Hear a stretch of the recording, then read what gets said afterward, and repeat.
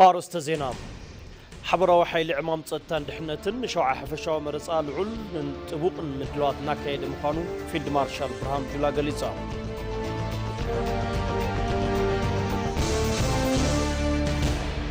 هاغراوي حلافنتنا نموصا مدلواتنا زازيمنا لنا كبلو نبرتي كتما كومبولچا غليصا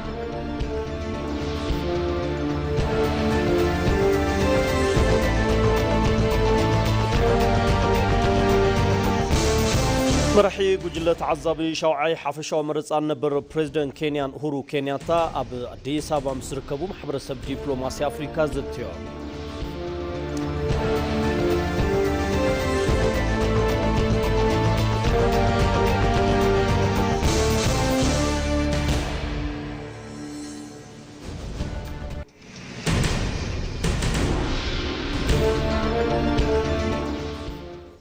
على سنبت عسران سلستن جنبوت كلتشحن عصر شمونتنا متمرت قطر ساعة شعة تعقيلون أباكم زحرنا مع زينة تبيتغنيا حزنا لكم قرينا لنا كم يتوعلو كبرات تملكتي مزيناتات جيتها شوالو مساخم كسنيحه دحر زحات صار مسقا قريت كن راخبينا ኢትዮጵያ ክትመርጽ ያም ኢትዮጵያ ሕገ መንግስታ ብምኽባር ሃገረ መንግስታ ንምጽናዕ ሸውዓይ ሓፈሻው መረጻ ንምስላት አበ ምሽብሻብ ትርከብ ልዕሊ 54 ሚሊዮን ዜጋታት ዝተመዝገቡሉም 42 ፓርቲታት ፖለቲካ ዝነሓንሕሉም 10438 ሕጽያት ፓርቲታት ፖለቲካ ዝቐርቡሉም 80 ድማ ብውልቀን ምንሕናሕ ዝቐርቡሉም ብርክት ዝበሉ ተዓዘብቲ ውሽጢ ዓዲ أفريقيا حبرتن إيجادن زركبولهم بلعلي 68 مراقبة حفاش وستعدن وطن زتصبصب شوعي حفشاو مرصام سوني غنبوت 24 كلتشحن 18 عامة مرت أب 50 كلتشح طابياتات مرصام كسالت يوم زيغاتات نزعلت بهنقوطا يصبيوا لهم إثيوبيا كتمرص يام سنة مكتال نكون لكم تام ناتمننا فلما حصلت زيناتات كوميشن هاغراو زتي إثيوبيا زيغاتات أبو سنت هاغراو قدات بممكار تنكر هاغر منغسي زهانصلو عدل نافتره كم زخنه مكتلوانا كوميشنر هيروت غبرسلاسي غليصن إثيوبيا امونغو زيغاتات نزمنات صنحو مسرتوا فلالات حساب سلطون بزخنه زته مفتحي بمهاب زلاقي بهراو مردان مفتار بوساني معراف تركب نزي دما ب 2014 عام تمرت كوميشن هاغراو زته بمطيات ابوشت عدن وصان مسركبو إثيوبيان عوت مدرخ متخاب أجنداتاتن مرصات ساتفتن تساليتيوم أبزي وانتي كندي قباي هاغراو مخكر نمكياد زخيل أبوسان معراف سخن موجودة أجنداتاتن متخاب إتاوتاتن ترك يركب مكتل وانا كوميشن هاغراو مخكر خيروت غبرسلاسي كم زبلوم أب إثيوبيا فلالات حساب بسلطنة سرعات مخكر مفتحي مهاب زخ المهدار تفتريو هاغراو مخكر إثيوبيا زحلفوم وسنتي معرافات أبلعلن حساب استدرخ زته بمقبار أبوانا هاغراو زعباتات بهراو مردا مفتار كم زكال زي ملاقته كم زغنم قليسن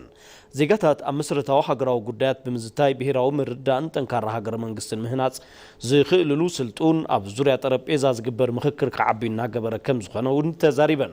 أبكيدي تمخكر استفلاليو كفالات حبرت سب زي قبرو نقوح تصادفو استفلاليو الرأياتاتنا أجنداتاتن بناتنت زي قلص العدل تفتيرو يلن أبزي وان مسز استفلاليو مداركتي أكالات بمزتاي وستنتي هاقراوي أجنداتات بموداب نتيك اندي هاقراو قبائي مكياد زخ المدلاو ناتا قبر كم زخنم قليسان قعزو هاقراو زتي إثيوبيا بديجيتال ممارسي بمسندا قصالي ولدو تمهرتي كوسدلو نمقبار سرحتي سندا ناتسالتا كم زركبون قليسان زيد ما كيدي هاغراو مخكر إثيوبيا ساتافاين حقوفاين كم زخنه بقلصي زملاقت مقانو حبيرن كيدي تمخكر ناي مسندا سرحن مصنعتن مرمر حويسون خالوت لمدن تمكرون مكفال زخل عدل كم زخنه املاقيتن كيدي هاغراو مخكر إثيوبيا زتاكبو اجنداتات بمودابتي كندي هاغراو غباي بعلاوي نمجمار امودات معراف مدلاو كم زركب قليصن كبل صبصاب غلغالو سينا إثيوبيا املاقيتو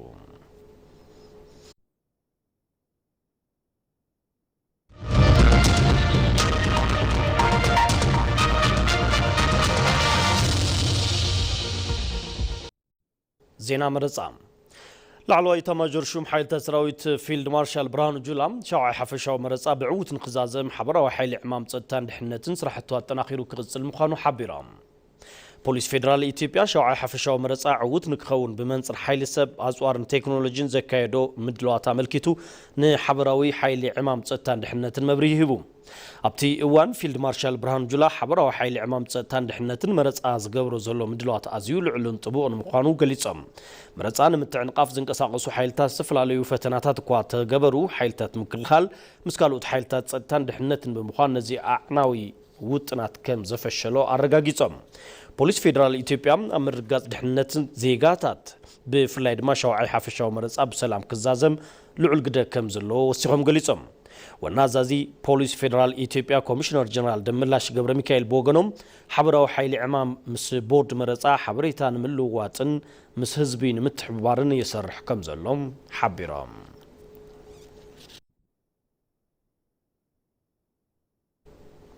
መራሒ ተዓዛቢ ጉጅለ ሸውዓይ ሓፈሻዊ መረፃን ነበር ፕሬዚደንት ኬንያን ኡሁሩ ኬንያታ ኣብ ኣዲስ ኣበባ ምስ ዝርከቡ ማሕበረሰብ ዲፕሎማሲ ኣፍሪካ ዘትዮም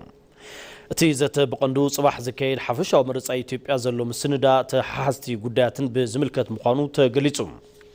ኣብ ሕብረት ኣፍሪካ ኮሚሽን ፖለቲካ ሰላምን ፀጥታን ዘውፅኦ ሓበሬታ ከም ዝሕብሮ ፕሬዚደንት ኬንያታ ነበር ካብ 37 ሃገራት ኣፍሪቃ ዝተኣኻኸቡ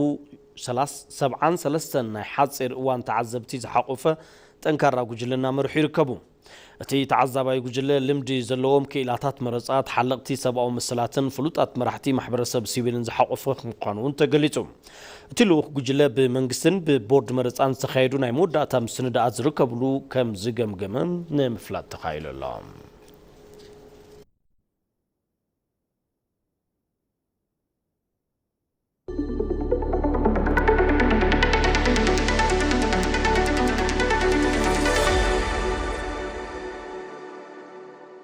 ሸውዓይ ሓፈሻዊ ሃገራዊ መረፃ ድምፂ ዝወሃበሉ መዓልቲ ቀሪቡሎ ንምዃኑ መረፅቲ ናብ ጣብያ መረፃ እንትመፁ እንታይ ሒዞም ክርከቡ ኣለዎም ኣብ እዋን ምዝገባ ዝወሰድዎ ካርዲ መረፃ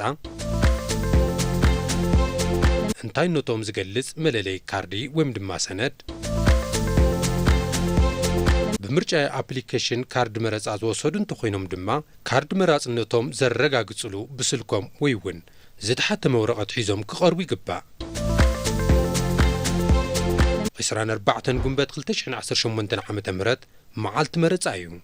ኩሉ ድምፂ ማዕረ ዋጋ ኣለዎ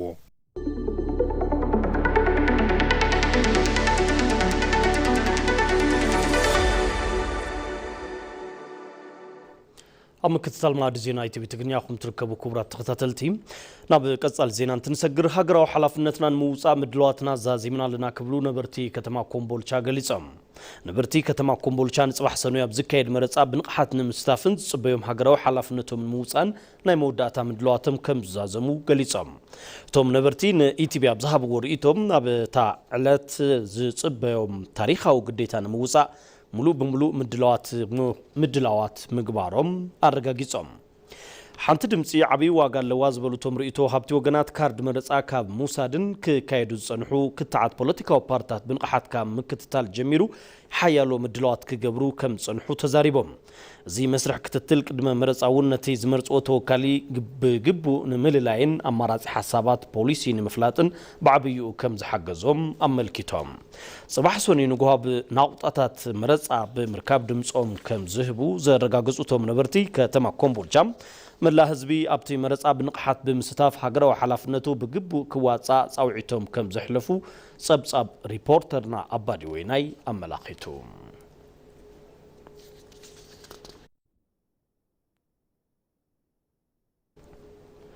ነቲ ንደልዮ ኣካል ንምምራፅ ነታ መዓልቲ ብሃንቀውታን ጽባይ ኣለና ክብሉ ነበርቲ ከተማ ደገሃቡር ገሊፆም መበል ሸውዓይ ሓፈሻዊ መረፃ ኣብ ዝቃረበሉ ዘሎ እዋን ኣብ ክልል ሶማሌ ከተማ ደገሃቡር ፍሉይ ምንቅስቃስን ሓጎስን ይረአ ከም ዘሎ ተገሊጹ ነበርቲ እታ ከተማ ንመረፃ ዝገብርዎ ዘለው ቅድመ ምድለዋት ብጽቡቕ ኩነታት ዛዚሞም ነታ መዓልቲ ብሃንቀውታ ይጽበይዋ ከም ዘለው ገሊፆም ነዚ ዓብይ ሃገራዊ ሓላፍነት ብምትእምማን ክዳለው ዘኽኣሎም ድማ ኣብ ከባቢኦም ሰፊኑ ዘሎ ዘተኣማምን ሰላም ምዃኑ ተዛሪቦም እቶም ነበርቲ ርእይቶም ክቡ ከለው ሕዚ ኣብ ከባቢና ዘሎ ሰላም ኣዝዩ ዘተኣማምን እዩ እዚ ምርጋ እዚ ድማ ንስልጡን መስርሕቲ መረፃ ዓብይን ምቹውን ባይታ ፈጢሩ ኣሎ ኢሎም ብተወሳኺ ማንም ከይተዓጻጸፈናን ከገደደናን ሙሉ በሙሉ ብናጽነት ንመርጸሉ መረጻ በመኳኑ ሕጉሳቲና ዝበሉቶም ነበርቲ ከተማ ደጋሃቡር ትመረጻ ኣብቲ ክልል ብሰላምን ብስርዓትን ክካየድ ባዕሎም እጃሞም ከም ዘበርክቱ ኣፍሊጦም ክብል ጸብጻብ ሪፖርተርና ወይንሸት ደጀኔ ኣመላኺቱ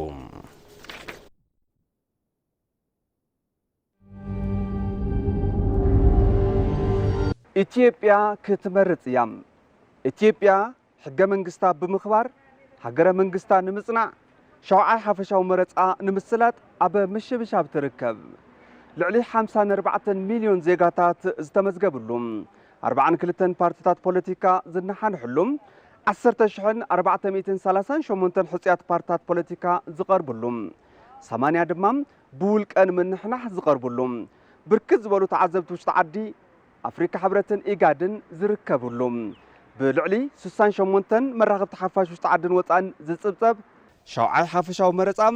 ሶኒ ጉንበት 24/2018 ዓመተ ምህረት ኣብ 52,000 ጣብያታት መረጻ ክሳለጥ እዩ ዜጋታት ነዛ ዕለት ብሃንቀውታ ይጽበይዋ ኣለዉ ኢትዮጵያ ክትመርጽ እያ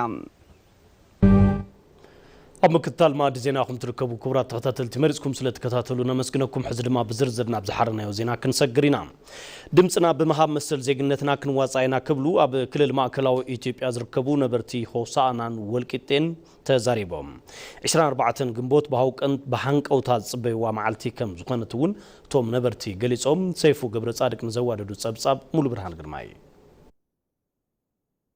ሶኒ 24 ግንቦት ንመበል ሸውዓይ ሓፈሻዊ መረጻ ድምፂ ንምሃብ ቀጸሮ ዝተተሓዘላ መዓልቲ ተረባሕቲ እዚ ዕድል ዝኾኑ ድማ በቲ ዝተተሓዘ እዋን ካርዲ መምረጺ ኣብ ኢዶም ዘእተው ጥራዮም ኣብ ክልል ማእከላዊ ኢትዮጵያ ከተማ ወልቂጤ MSETV ጻንሒ ዝገበሩ ነበርቲ እውን ዝወሰድዎ መምረጺ ካርዲ ኣብቲ ዕለት ኣብ ረብሓ ብምውዓልን ድምፂ ብምሃብ መሰል ዜግነቶም ንምውፃእ ተዳልዮም እዮም ካርድ ወስደናል እቺ ካርድ ማለት ካርድ ወሲድና ኢና ካርድና ዕድል ሃገር ኣብ ምውሳን ዝለዓለ ብርክቶ ኣለዎ ንሕና እውን ድምፅና ንምሃብ ብሃንቀውታ ንጽበይና ዘለና በ5 ዓመት አንድ የምና ኣብ 5 ዓመት ሓደ ግዜ ንረኽቦ ስርዓት መረጻ እዩ ኩልና ካርድና ብኣግባብ ወሲድና ኢና ዝወሰድናዮ ካርዲ ብዝግባእ ኣብ ስራሕ ከነውዕሎ ይግባእ ንሰላማዊነት መረጻ ዜጋታት ብስምዒት ሓላፊነት ንኽመርጹ እውን ጻውዒት ቀሪቡ እዩ ለምርጫ ካርዱ ወደ መምረጫ ጣቢያ ወሲድ ይዞ ካርዲ መረጻና ሒዝና ናብ ጣቢያ መረጻ ክንከይድ ይግባእ ኣብኡ ምስ በጻሕና ድማ ሪጋና ሓሊና ብስርዓት ድምፅና ክንህብ ይግባእ ሁሉም በሰላማዊ መንገድ ምንም አይነት ኮሽታ ሳይፈጠር ኩሉ ሰላማዊ ብዝኾነ መንገዲ ዝኾነ ዓይነት ጸገም እንከይተፈጠረ ብፍላይ መናእሰይ ድምፆም ክህቡ ይግባእ ዝወሰድዎ ካርዲ ብኣግባቡ ክጥቀሙሉ ይግባእ ኣብ ህንጸት ባህሊ ዴሞክራሲ ብፍላይ መናእሰይ ብጽሒቶም ክዋጹ ይግባእ ዝብል እምነት ኣለኒ መረጻ ሃገርን ህዝብን ንምስጋርን ህንጸት ስርዓት ዲሞክራሲ ወሳኒ ግደ ኣለዎ ኣብ ክልል ማእከላዊ ኢትዮጵያ ነበርቲ ከተማ ሆሳዕና እውን ን24 ግንቦት ብሃንቀውታ ይጽበዩ ከም ዘለዉ ገሊጾም እዮም ተዳልየ እየ ካርዲ ኣምጽየ እየ ነቲ መዓልቲ እውን ብሃንቀውታ እየ ዝጽበየ ዘለኹም ከም ዜጋ ሓንቲ ሃገር ዝሕሸኒ መንግስቲ ንምምራጽ ተዳልየ እየ ሶኒ ዕድል ኢትዮጵያ ዝውሰነሉ መዓልቲ እዩ ምርጫ ስሳተፍ ዘንድሮ ኣብ መረጻ እንትሳተፍ ሎሚ ዘመን መበል ካልእ እዩ ብሃንቀውታ እየ ንሶኒ ዝጽበ ዘለኹ ብሚድያ ኮስኳስ ምረጹኒ እንትሳለጥረ ንዑ መሰረት ብምግባር ሶኒ ድምፀይ ንምሃብ መድለዋይ ዛዚመ ምርጫ ማለት ዲሞክራሲ ነው ስለዚህ መረጻ ማለት ዴሞክራሲ እዩ ስለዚ ዴሞክራት ኮይና ንደልዮ ዴሞክራሲ ንምርካብ ኣብ መረጻ ተሳትፎ ምግባር ግድን እዩ ስለዚ ኣብ መረጻ ተሳቲፈ ዝደልዮ ፓርቲ ምምራጽ ማለት ንኣእሙረይ ዕረፍቲ እዩ ዘኹርዐኒ እውን እዩ አሁን ለሁለተኛ ዙር ነው ተሳተፍ ንኻልኣይ ዙር ዝሳተፍ ዘለኹ ከም ሓንቲ መንእሰይ ሓላፊነተይ ንምውፃእ ተዳልየ ድምፂ ውልቀ ሰብ ዋጋ ዘለዎ እንትኾን ተሳታፋይ እቲ ታሪካዊ መረጻ ምዃን ድማ ሓላፊነት ዜግነት እዩ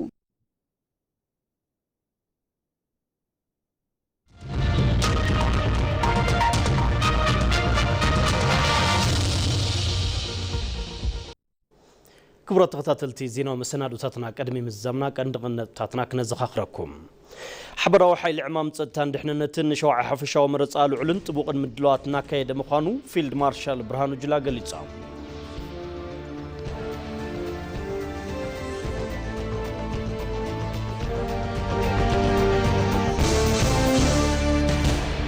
ሃገራዊ ሓላፍነትና ንምውፃእ ምድለዋትና ዛዚምና ኣለና ክብሉ ነበርቲ ከተማ ኮምቦልቻ ገሊጹ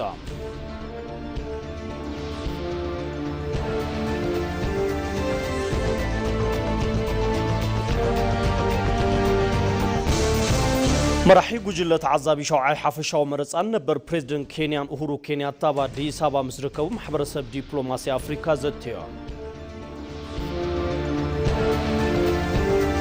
كبرة ملكتين لومي سنبت عسران سلسن جنبوت كل تشحن عصر شمتنا عم تمرد كتساعد شعتنا بحوم زحرنا يما دزينا ايتبي تغنيا زي كتكتاتلو صنحكم مسل نيرون سلم كتالكم نمسجن جيتاچو الله مسمو يا استوديو حبيبكم نيرا ببزلخمو مسترف مطباتنا سنك زن كولنكم تميت